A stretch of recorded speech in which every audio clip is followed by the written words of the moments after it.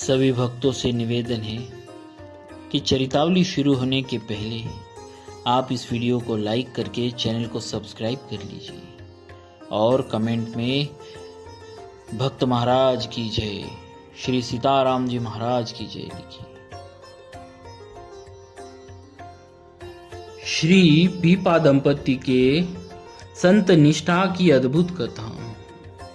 एक बार श्री पीपा जी राजा सूर्य सेनमल के यहाँ एक झगड़े का फैसला करने के लिए गए थे।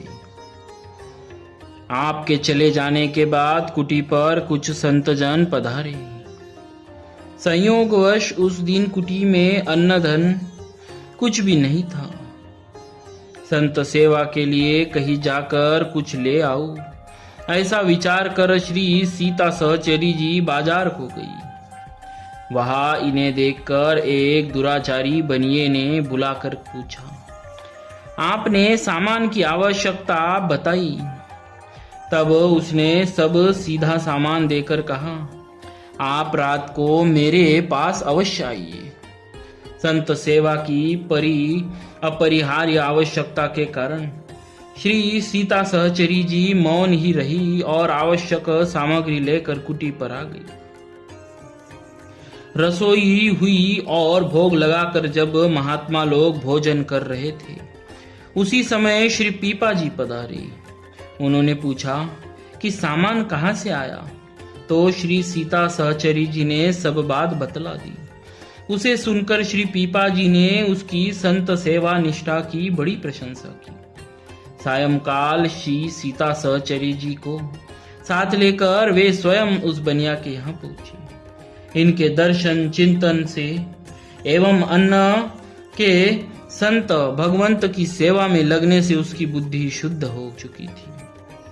अतः मुख पर दृष्टि न पड़कर उस बनिए की दृष्टि इनके चरणों पर पड़ी। इनके सूखे श्री चरणों को देखकर उसने पूछा, माता जी आप यहाँ तक कैसे आई है? इन्होंने उत्तर दिया, स्वयं श्री स्वामी जी आपके कंधे पर बैठा कर लाए हैं। स्वयं श्री स्वामी जी अपने कंधे पर बैठा कर लाए हैं। फिर उसने पूछा, वे कहाँ हैं? आपने कहा, तुम जाकर देखो, वे बाहर ही होंगे। यह सुनकर वह सीता सहचरी जी के चरणों में गिर पड़ा और रोने लगा। फिर बाहर आकर श्री पीपा जी के चरणों को पकड़कर बोला, आप कृपा करके हमारी रक्षा करो। आप तो जीव मात्र को सुख देने वाले संत हैं। श्री पीपा जी ने कहा, आप अपने मन में किसी प्रकार की शंका एवं भय न करें। निसंकोच एवं निडर होकर आप अपना काम करें। आपने हम लोगों के साथ बड़ा भारी उपकार किया है। जिस धन के वास्ते सहोदर भाई भी परस्पर लड़ते और मरते मारते हैं, वह धन आपने बिना रुका लिखाए ही संतों की सेवा के लिए दे दिया। वह बनिया लज्जा और ग्लानि के मारे दबा मारे जा रहा था। वह बनिया लज्जा और ग्लानि के मारे दबा मरा जा रहा था। वह चाहता था कि धरती फट जाए और मैं उसमें समा जाऊं तो अच्छा है। श्री पीपा जी ने उसे इस प्रकार दुखी होते देखा तो बड़ी दया आई। उसे दीक्षा दी। वह भगवत भक्ति पाकर कृतार्थ हुआ।